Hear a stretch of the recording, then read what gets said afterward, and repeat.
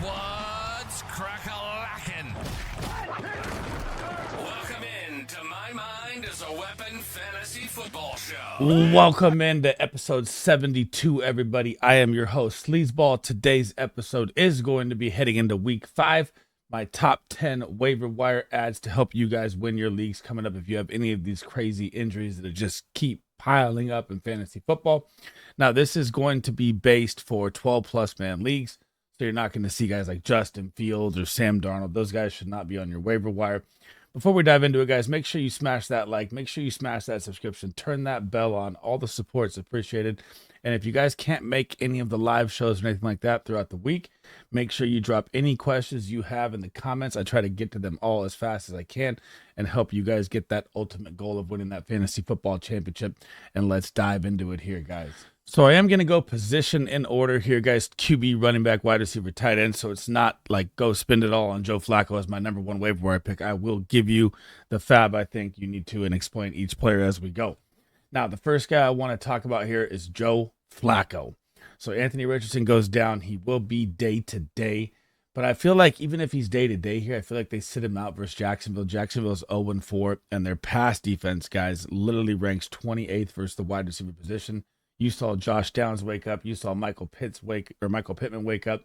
I mean, Joe Flacco just does the same thing that he did last year. I mean, when he came in last year for the Browns, the guy literally dropped absolute bombs at quarterback with 17, 22, 22, 29, 27 all in a row to get them into the playoffs, which is absolutely ridiculous. And now you're getting him again here with a great matchup. And I know you don't want to put a bunch of FAAB on this, right? Like probably 5 to 10%, if anything. But if you're 0-3 or 0-4 or 1-3, or you're starting to panic here, Joe Flacco is a great play if he gets the start here. So you do have to pay attention to the injuries of Anthony Richardson and see how it goes when it's day to day. But Joe Flacco is someone I'm very, very interested in with the matchup ahead. The second guy I want you to grab off the waiver wire, and this one is going to be a big one here, guys. Trey Sermon now. Jonathan Taylor with the high ankle sprain, and they're saying it's not that bad, so they're not going to put him on IR. But when they say that, you got to expect at least 2 to 3 games here missed. And Trey Sermon will get the Jacksonville Jaguars and the Tennessee Titans back to back.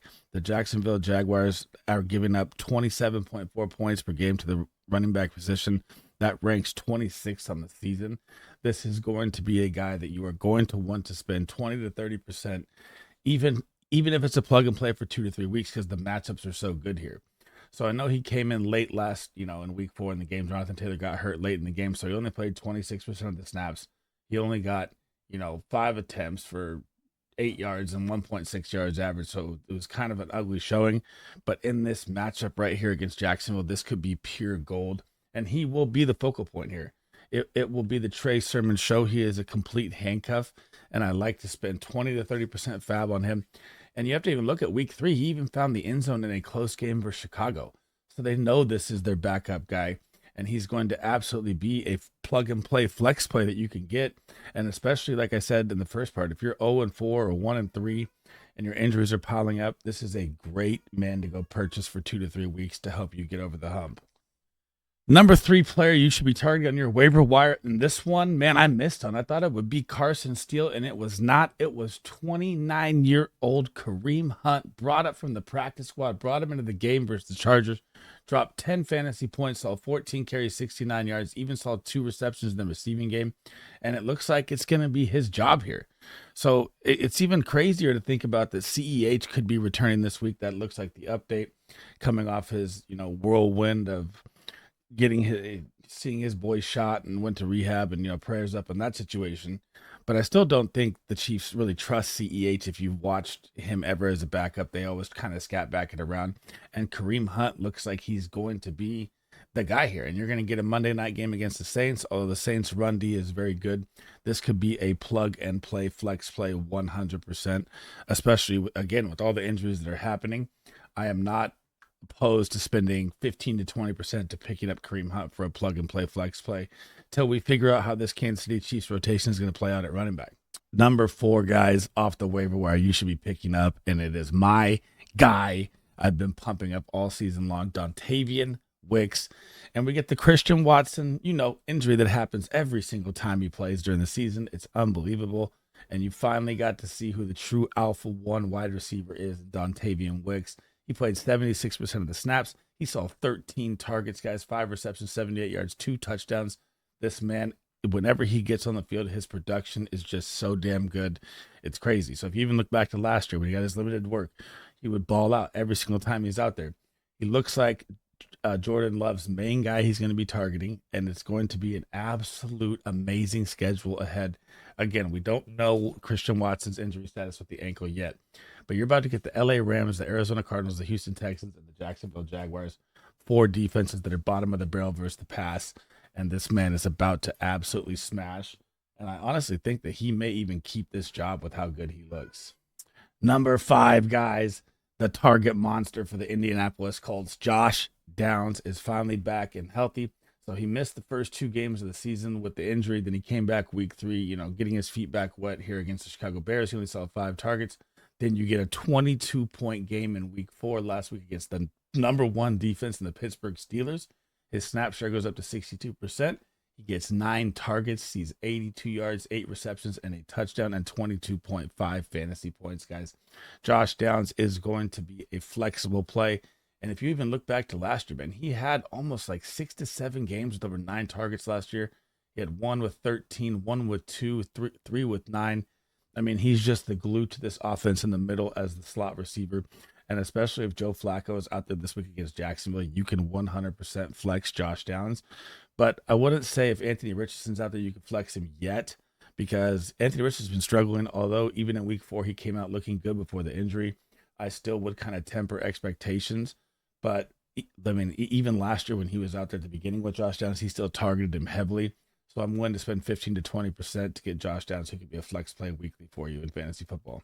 Number 6, and this one is absolutely a smash. Go get value right now, up 25 to 30% on Xavier Legette, because you have Adam Thielen on IR.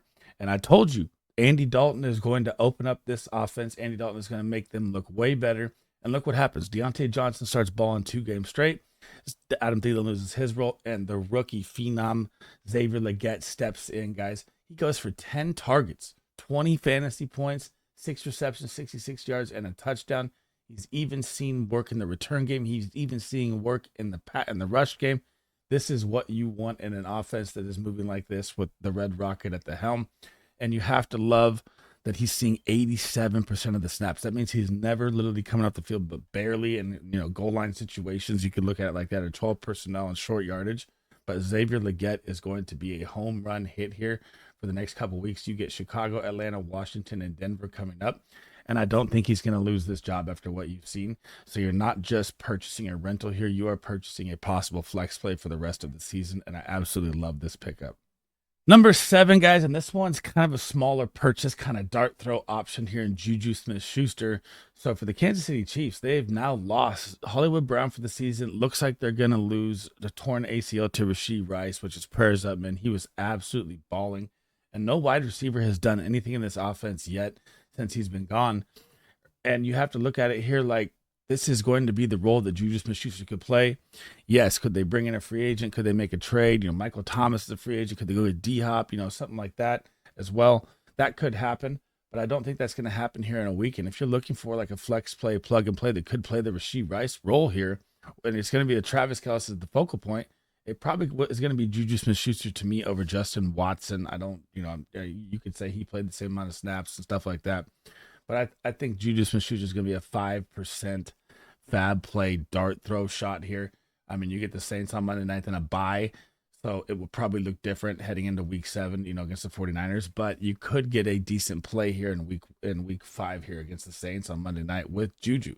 I mean, his snaps are probably going to go up to 60 to 70% here, and they're going to have to find someone to throw to. I mean, it's not going to be, you saw Sky Moore out there still dropping passes, same thing.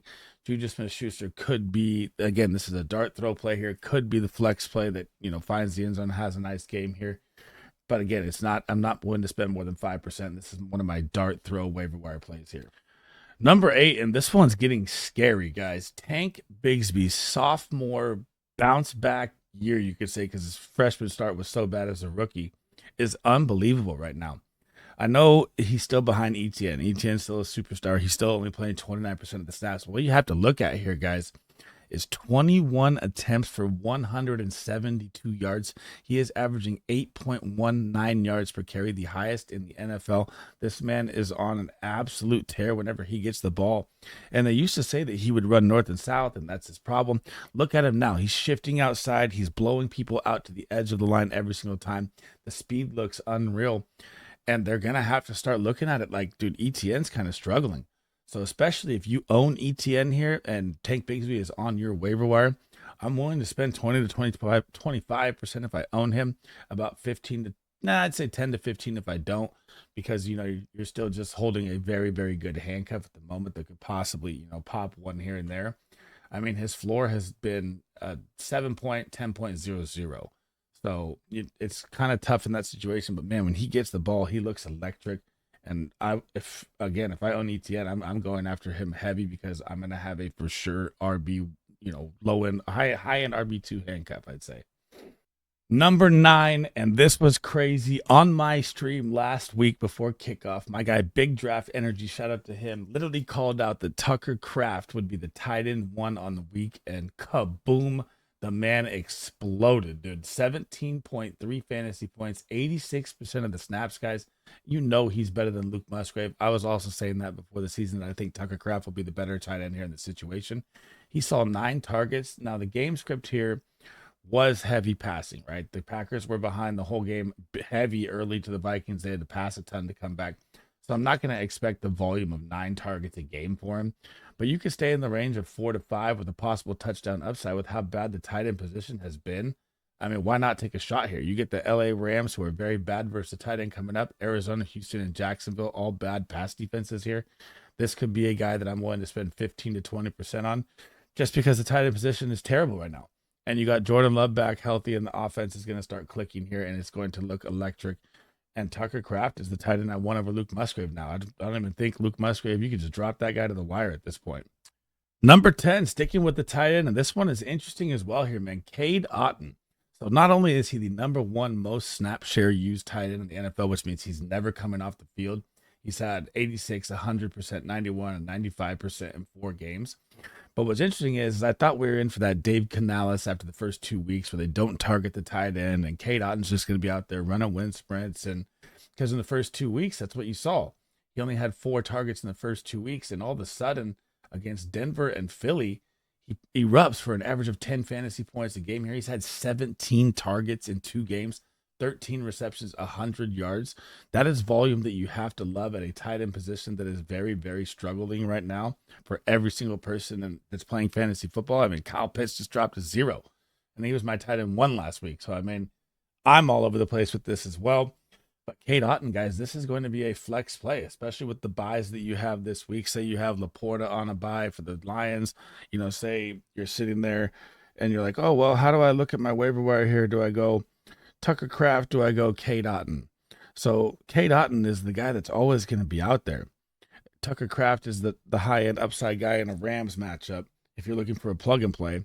But if you also have like Dallas Goedert on a buy as well, I mean, this is another nice feeling tight end right here that I'm willing to spend 10 to 15% because you're getting him on the field all the time, and volume is king in fantasy football.